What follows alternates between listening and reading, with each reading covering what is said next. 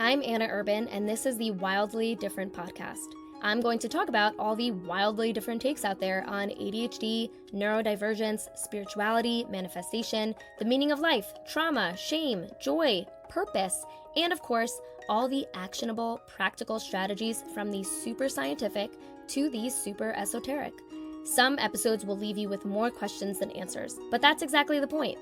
Is ADHD a disorder or a gift?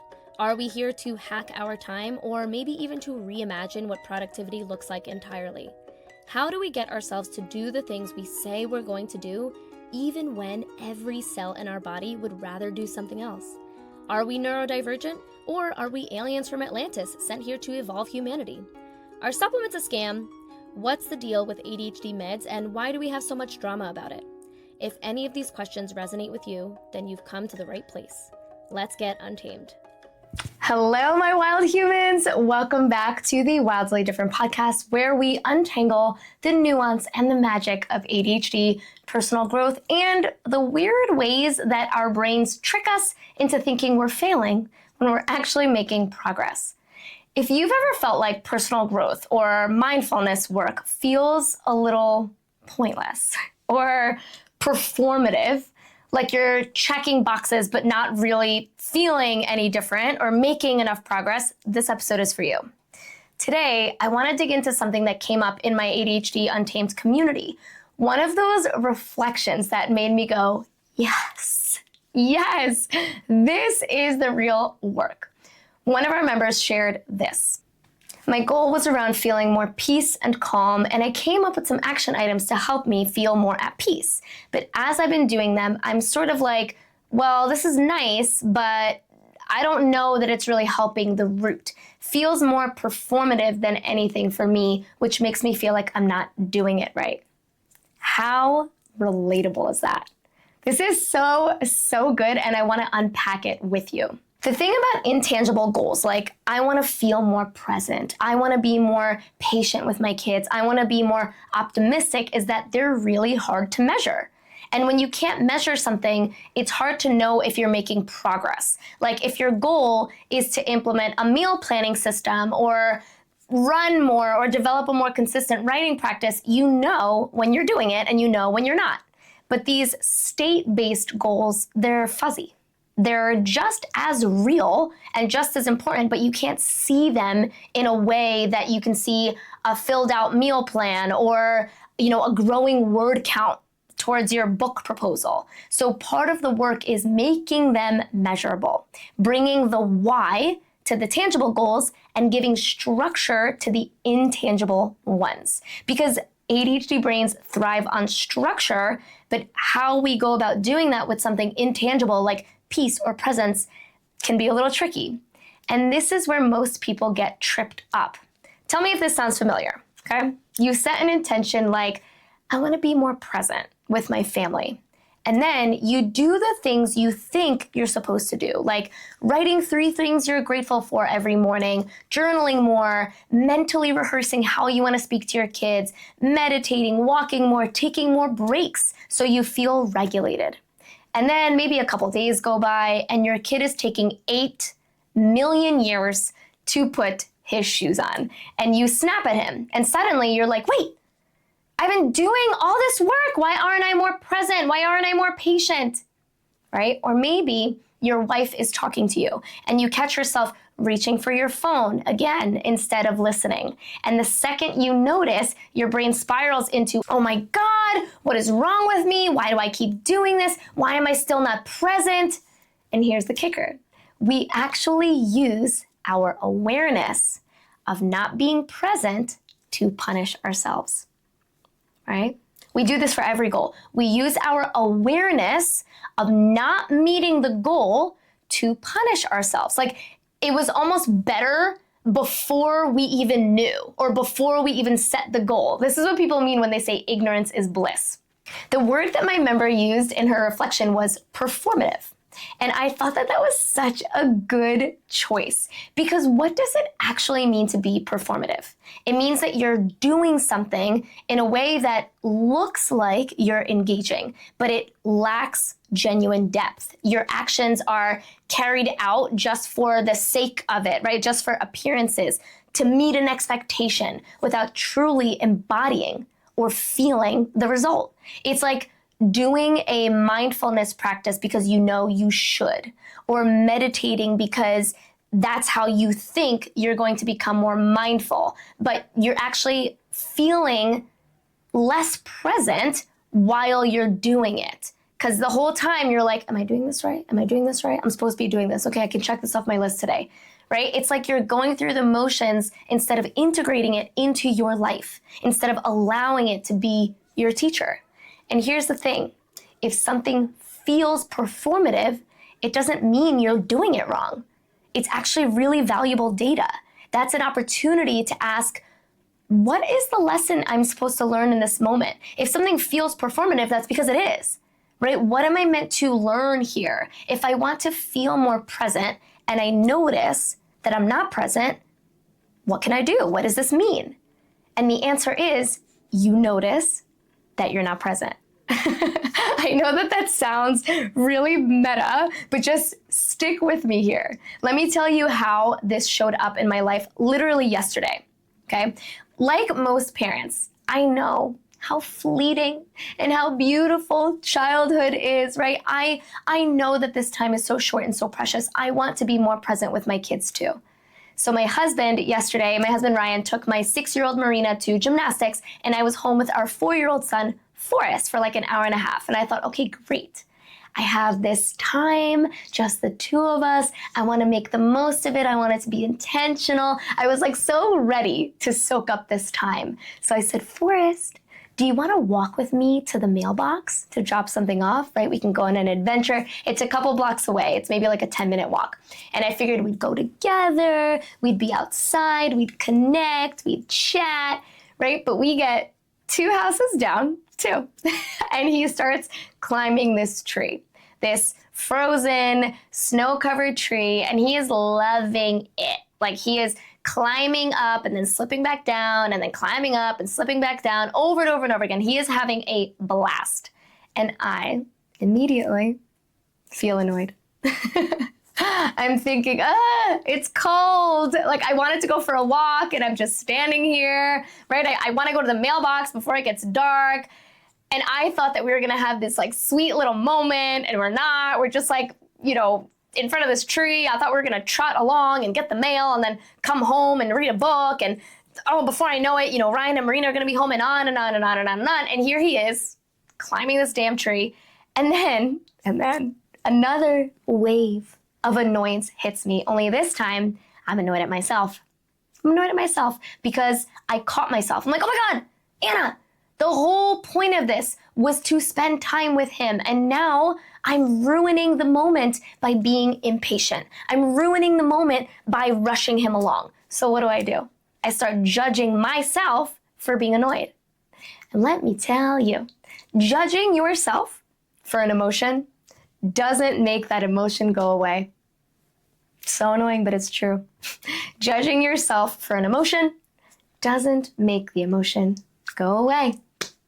This is the part where most people get stuck, and this is the part where people feel like the actions that they're taking are performative, or they're hollow, or they're empty. We try to force ourselves into the state that we think we should be feeling. Like, just feel peaceful, just feel present, just enjoy this moment, just relax. Don't you love that when somebody says to you, just relax, right? But when we fight our actual emotions, we create even more resistance. Just let that sink in. When we fight our actual emotions, we create even more resistance. So instead, what I did was I took a breath and I thought, okay, I need to accept that I'm annoyed right now. I need to accept that I want to feel present, but I don't feel present right now. Because being present isn't about wishing things were different. It's about being with what actually is. Think about that. What is the whole point of being present? It's being present with what is. And so if you are annoyed and you are wishing that you weren't annoyed, then you're not being present, right? We are conditioned to seek the outcome, right? To seek the destination. We tell ourselves we want to be present, but then when we're being given an opportunity to be present, we're judging ourselves for how we're handling the presence. The moment that I let myself just be annoyed, I looked up and suddenly I noticed how beautiful the tree was, the same one that he'd been climbing this whole time. And of course, this is the part where I tell you that I would have missed out on the beauty if I had just stayed in my head and yada, yada, yada. But there's more to it than that. Like it's more to like soak up every moment, because in that moment, it was probably like a 10-minute span of time where it wasn't linear. It's not like I was like, okay, I was annoyed with Forrest, and then I was annoyed with myself, and then I realized that I was annoyed with myself, and then I carried on with my day and with my walk, and it was great. No, it was more like a seesaw or like a roller coaster or something, where it's like, all right, I was annoyed with Forrest, and then I was annoyed with myself. And then I noticed that I was annoyed with myself, and then I accepted that I was annoyed, and then I was more present. And then I went back to being annoyed because he was still climbing the tree, and then I was back to annoyed with myself. And then it was like this, it wasn't pretty. It was messy. And that's the point that I'm trying to get to communicate to you, is that it's not going to feel linear because it's not supposed to, right? If I was trying to force the presence, like force the outcome, even when I noticed that I wasn't being present, that is not the point. Like, it's okay that it's up and down. It's okay that that is happening. I also use this little practice. I've only been using it for like a week, but it's made such a huge difference. My friend Chris taught it to me. And it's really so simple. Anytime I catch myself resisting a moment or feeling an uncomfortable emotion, I just whisper under my breath, thank you, thank you, thank you. Thank you, thank you, thank you. Just like that. Thank you, thank you, thank you. Anytime. Sometimes I do it out loud. Sometimes I do it in my head. If my kids are fighting, in this tree moment. Actually, this is kind of an aside, but yesterday my puppy bit into a battery. It was a whole thing. We had to call, ASPCA, the poison hotline. It was a whole thing. Even in that moment, she's fine, by the way. But even in that moment, I said, thank you, thank you, thank you. Whatever this lesson is, I'm here for this moment. I'm here for this lesson. It's such a simple shift, but it works. I would love to hear if you try this. Thank you, thank you, thank you. So now let's take a pause on the pretty poetry for a second and me patting myself on the back.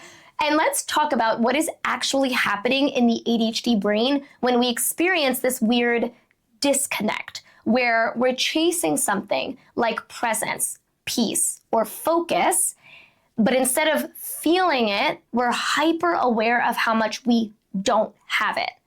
3 really interesting things are happening inside of our brain when we are aware of what we don't have.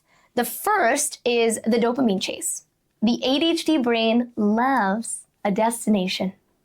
The ADHD brain is wired for novelty, for dopamine, and for immediacy. We thrive on goals with clear rewards because those give us an instant dopamine hit. But the problem is state-based goals, right? Emotion-based goals don't come with built-in dopamine. So annoying. There's no finish line. There's no proof that we've achieved presence or peace, which means that our brains don't get that satisfying ding, you did it. That moment that tells us that we're doing it right. This is why it's so easy for ADHD brains to feel like the work isn't working. And when we feel like the work isn't working or the work is pointless, that's when we give up. Like we give up right before we're at that win, like right before that realization, right? The second cool thing that our brain does is the time blindness and the now versus not now trap. ADHD warps our sense of time. We know this. We don't experience time linearly the way that other people do. We live in the now or not now. So when we set an intention like, I want to be more present, our brain immediately jumps to, okay, how do I get there as fast as possible?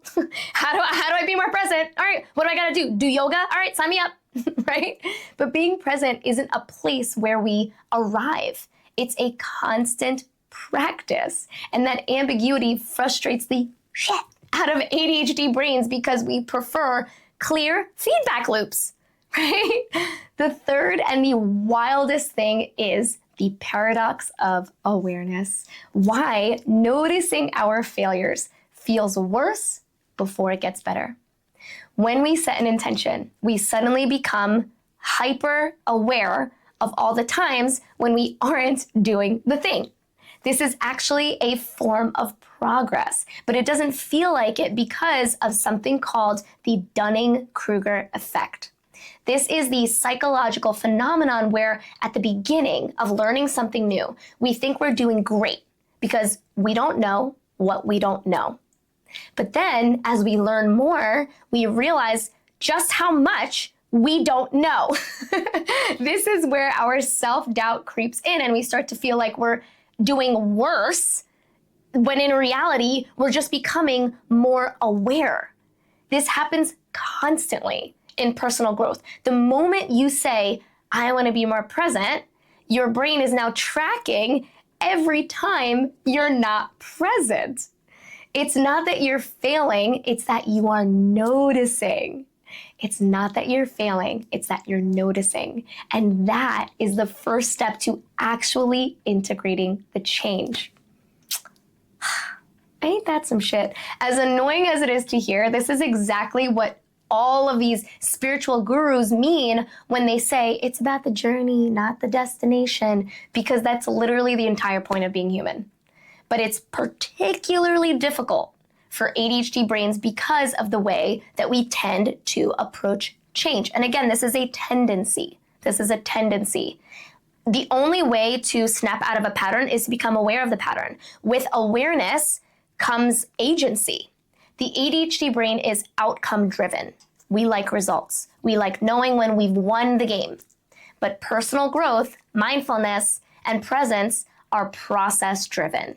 This creates a huge internal conflict because our brain wants to say, I'll be present once I do X, Y, and Z. But presence isn't something that we achieve. It's something we practice in the moment. This is both a spiritual truth and a psychological reality. When we set an intention, the universe delivers the exact situations that we need in order to get the thing that we want. And here's yet another example of where science meets spirituality, right? The universe, God, source, whatever you want to call it, will always give you the exact lessons that you need, not the ones that you think you need, right? This is the spiritual explanation behind we always find what we're looking for. When you set an intention to be more present, the universe isn't just going to hand you presents. Here you go, right? You said you wanted presents. Here you go. It's going to give you opportunities to practice presence, which means moments where your patience, your presence is tested, where your mind wanders, where you feel resistance. Those are the very opportunities that you need in order to get the thing that you want. The question isn't, why am I not present yet? It's, am I willing to meet these moments as opportunities instead of failures? Am I willing to meet these moments as opportunities instead of failures? The scientific explanation of this very same concept comes from the reticular activating system, the RAS. It's a part of the brainstem that filters incoming information based on what it thinks is important. When you set an intention like, I want to feel more present, your reticular activating system starts tracking every time you're not present. It's not that you're failing. Again, it's that your brain is now actively noticing something that was always there, but was previously ignored. Isn't that freaking wild? So, what if when you set a goal, instead of giving yourself an action plan, you give yourself a process plan? Language can be really powerful. Language is really powerful. Even just like what we call something, right? Like a to-do list or an action plan can carry weight on our subconscious, right? So what if instead we call it a process plan? This is actually how we can get our brain to work with us, right? Instead of against us. So here's how I would define the process plan for an intangible goal. Number one, redefine the goal. It's not achieve presence. It's practice presence. ADHD brains need clear metrics. So shifting your goal from achieving something to engaging with it in real time is what's going to move the needle in that direction. Instead of, I need to be present every day, from this day forward, forever and ever, amen, try, I will notice and name when I'm not present without judgment. Isn't that so much more empowering, so much more compassionate, so much more forgiving? My process is that I will notice and name when I'm not present without judgment. I will return to presence in small moments throughout the day. I will celebrate noticing my distractions as a sign of growth. Who would have thunk? Celebrating noticing your distractions as a win. But it is. Number two is to use dopamine to reward the process. Since ADHD brains thrive on dopamine, tie a dopamine hit to the act of noticing. You can use a mantra like, look at me doing the work, right? Go me, go team. Every time you catch yourself wandering, or you can use the mantra that I'm using right now, which is thank you, thank you, thank you. You can also use micro rewards. Every time you successfully recenter, you bring yourself back to center, you take a deep breath and you smile, right? You make it feel good to be in the process. So many of us skip over this part. If we want to create more of the emotion that we want, we need to give ourselves the opportunities to feel that emotion. So how can we feel good? How can we make it feel good to be in the process, even when we're still learning, right? And then three is to let go of perfect presence. Let go of perfect presence and instead embrace messy, imperfect progress, which I know is easier said than done, but with this awareness, you are now more empowered. You now have more agency. Your brain will get distracted. It will. Your brain will forget. You will feel resistance, and that's not a failure. That's the practice. The moment that you say, I'm willing to be present with exactly what is, you're already there. You're already there. Isn't that wild? When we are willing to be present with the fact that we're not present or we got away from presence, well, now you're present. Hopefully now it won't feel quite as annoying when you hear someone say, it's about the process, not the destination, because you'll know it to be true for you too. The ADHD brain wants to reach the destination, but presence isn't a destination. And it can also be really helpful to talk to yourself that way. Like, hey, I know that you just want to be the most patient person on the planet. I know that you want to be the Gandhi of parenting. I know that you want to be, the most focused employee. I get it. You acknowledge that, you validate it. Oh, I know, it's so annoying. This work is so annoying. Like I love doing that for myself and for my clients. Isn't this so annoying? Like it just kind of like it adds a little bit of humor, a little bit of levity to it. And you're validating that, like there's nothing wrong with me that I find this difficult, right? The irony is you become present by accepting that presence isn't something to be achieved, but something to be experienced moment by moment. Whether you believe the universe's divine plan or just brain science, either way, this checks out. The moment that you set an intention, your world will rearrange itself to give you the exact conditions that you need to integrate it. You don't force presence, you allow it. You don't force presence, you allow it. And that means making space for the discomfort of not feeling present yet. So cool. The next time that you catch yourself thinking, I'm failing at being present, or fill in the blank, I'm failing at managing my time, I'm failing at being kind to myself, shift it to, I'm noticing that I'm not present. and that means I'm growing. The journey is the goal. My brain wants to skip steps, but real change happens in the process, not in the outcome, and I'm willing to be there for my brain.